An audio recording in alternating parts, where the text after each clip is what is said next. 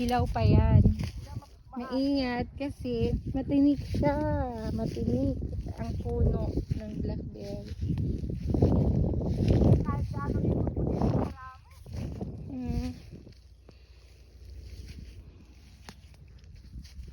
Ayun, nanguha sila ng blackberries.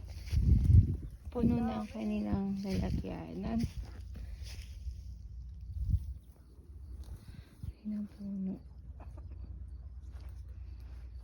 Wild blackberries. Ano, lavender ito yung ano na to, no? Lavender. Lavender ba yan? Parang, kasi yung, ewan ko. Parang lang. Parang gusto ko magpunta sa lavender field ngayon ah. Oh, ganda kaya doon. Uy, punta tayo sa ano, sa Sunflower Festival. Oh, doon yung sa number 6 road. Oo. Number 5, number 6, number 5 yata. Punta tayo minsan doon. Hindi pa yan, ewan ko, bukas na ba? Oo, yesterday. Thursday. Bakit ganun? Yesterday, Thursday, Friday. It's Saturday. Saturday ngayon. Saturday Oh, ngayon. yesterday, bukas ang ano te. Kahapon nag-start, nag-opening. Yes, ouch. O, dahan-dahan. Ang tinik. Yeah, kaya nga eh, naka-short ako, kaya ayoko. Gilid lang. Ayo, blackberries. Kaya kailangan dito naka long sleeve.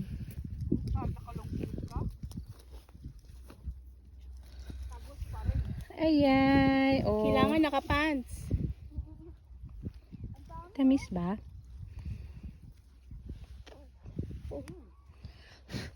Kain natin. Puno na. Nalalagyan ko. Masarap. Yummy, yummy. Kailangan ko ng timba.